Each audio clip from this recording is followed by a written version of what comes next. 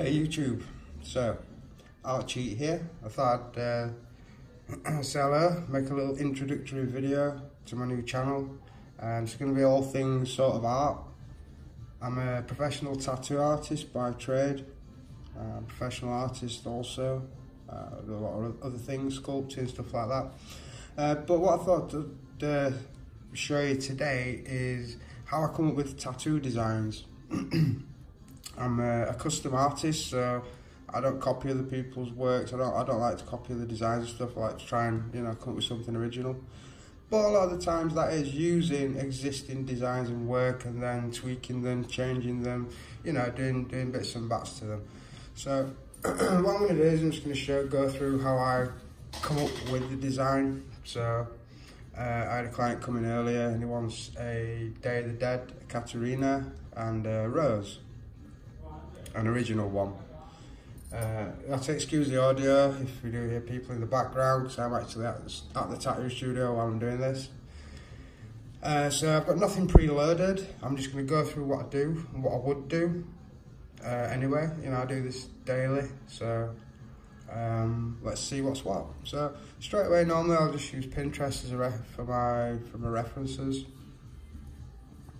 So I'm going to do a Katarina now. I don't just want to type in Katarina and copy somebody else's. So I know it's a woman. I know I'm going to do sort of a portrait of a woman. So what I'm going to do first, I'm going to search for a pretty face. So I'm going to put pretty face. You can put pretty woman, but you'll spend half the time scrolling through pictures of Julia Roberts and frigging what's her face. So now you can see we've got lots of faces. So there's no real specific angle or anything they've suggested. It's just a case of me looking now for something that I'm going to use as a tattoo. Now generally I'll look for something that's got some different tones, and some shadowing and stuff in the picture. This for instance, it's got some different shading. She's looking off camera. It's quite a nice face, and you've got nice flat areas as well also, because you're going to be adding detail into this. So I'm going to save this. So I'm happy with that as a Katarina. Now I'm just going to look for a Rose. We could mess about and do a freehand one, but I want to do this quick. Parcel of tattooing as a profession is you have to design for people.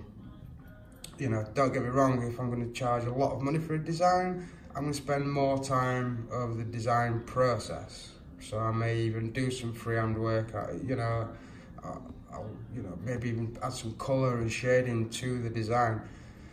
Times have changed now. We can use digital. Before, a few years ago, you walk to a tattoo shop, you'd ask for a design, you'd come back to see the design, you'd get a stencil. You have to use a lot of your own imagination and trust in the artist to, be happy that what you're looking at is, what you're going to get translated onto your skin. Now that's all changed, as I said, because, everything's visual. We can use tablets, we can use digital art to create designs fast, and it's 50 times better than a stencil. So I've just picked a Rose there, as you can see, while I was rambling on. I was quite happy with that one. That one's not too bad as well. It was quite flat though, if you look at it. There's only a couple of dark areas. You can always bump up contrast, But something like this, you've got a real dark area here, then you've got lots of light areas around it. The contrast of the piece already is strong. So when you translate that into your tattoo, you're going to have a stronger tattoo. Now when you're using darks, so you're using black, strong black in your work, it's going to give it more contrast, and the tattoo's going to last longer. Okay?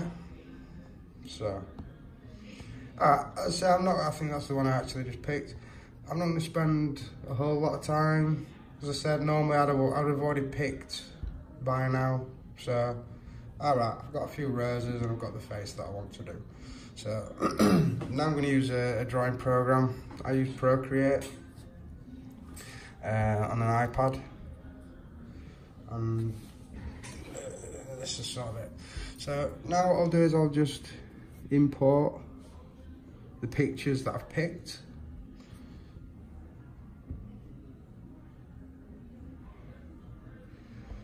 And I think I'm going to stick with this rose. So anyway, that's what I want to use.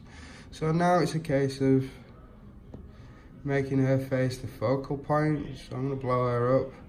And also, what I tend to do with pictures as well, if I'm going to use them, is I'll flip them. So it's never the exact same picture as somebody else can find on Facebook, sorry, online. You know, it is that picture, but you flipped it. So by the time you start adding detail and taking things away and stuff, you know, it's looking less and less like the photograph of this woman and more like, you know, a design, basically. And that's what we're trying to get. So I'll just start taking away the bits I don't want, which is generally just most of it. Okay, and the same for the rose. I'll start taking away the background of the rose. Okay, so now I've sort of got what I want. It's best to shrink your page as well, so you sort of see what the whole layout of what you're doing. So I'm gonna put the rose sort of off a little bit, and then I'm gonna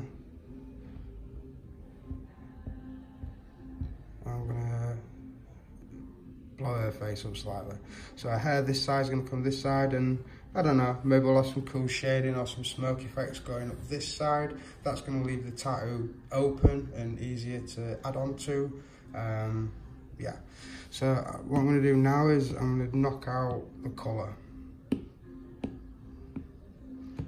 So, and I'm gonna bump up the brightness of this rose a little bit, so I can't see it very well. Okay, so we've got that now. I'm not really gonna go through the how-tos with Procreate. I'm afraid this tutorial is more for people that already know what they're doing with Procreate, and probably already, you know, tattooing. It'll just take too long for me to go through the steps and what to press on where. You know, I may do another video showing what I use in Procreate, but apart from that, it's just going to be, you know, more concentrated on the design process. So I'll pick up the smudge tool and just start getting rid of these flat edges.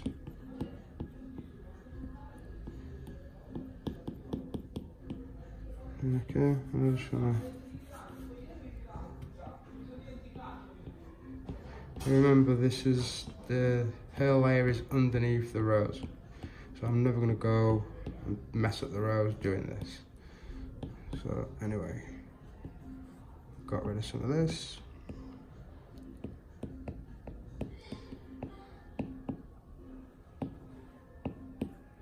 Okay, so now as well you can start to see there's some flow to the piece. You know, I'm bringing the background shading this way, I'm bringing it this way. You know, it's not, you know, geometric now. It's not generic. It looks a lot more natural. Okay, so now I'll get hold of the rose, and I'll start to just take away a little bit of this. It's starting to look a little bit fuzzy around the edges. Okay, that's pretty much it, really. I'll go to the eraser and I can rub out a few little spots that I want to be a little sharper. Just going to be these parts here. Okay, now you see that top looks a lot sharper now.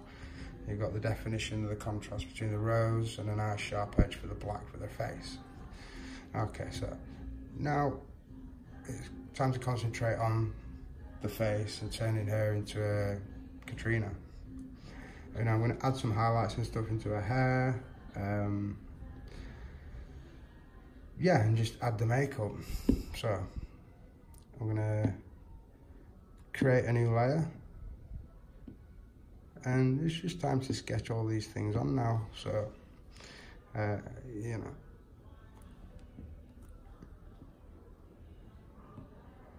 We've got the circle for the eye. And basically remember, you're just drawing a skull. You're just drawing a skull over the face. Okay, so that's sort of the circle. Now look at if I wanted to select that.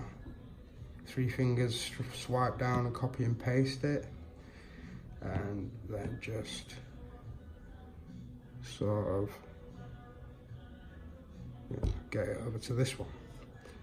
Again, I'm called Art Cheat for a reason. I'm not going to tell you not to cheat and not to save yourself time and not to save yourself, you know, as long as the end result is something original, is something that you're happy with, then who cares how you got there? You know, no one cares how you got there. No one's going to know how you got there, as long as you get there. So now I've got both her eyes in, I'm going to start darkening up the areas that I'm going to have dark. Obviously you don't want to black out everything, so be careful. Knock down the opacity a little bit if you have to, and just build up the darkness rather than just going straight in there. I mean, the best thing, you know, digital, two fingers, and I can go back to, you know, erase whatever I've done. So again, she's going to be dark under the eyes. She's going to have that little bit of highlight on the eye, on the top of the eyelid that you're still going to be able to see. And normally, obviously, the cheekbone here is going to have a slight highlight as well. So I'll normally stop around there. Okay. And it's the same this side now. This side's going to be a little bit darker. You can see you've got a hair there, so I'm going to black that out pretty much. And the hair's going to come down there also. So we've got under the eyelid there, and again, you're going to have that slightly lighter part there for the cheek. Okay. So. Okay, now. The nose is going to sort of come down, follow the nostril around, and same this way. And again, I'll have that 2 finger, made a mistake, doesn't matter. And then we've got, normally it's like a little ace, a little ace. This will go like that, and that's it. And again, a little bit bigger, and we can see where the highlights are, and I want to keep them true because that's going to follow on the highlights for the rest of the face, and that's already around the nose. So I don't really want to completely black these out. They need to be darker because you're trying to show the blackness of the nose, so it's going to have to be dark. Like where the nostrils go underneath, you would probably black them out. I would just try and leave a small line around the nostril.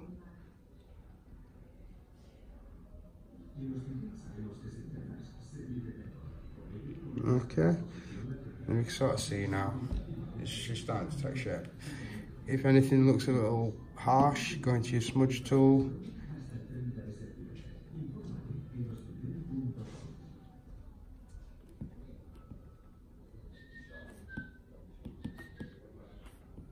Right, so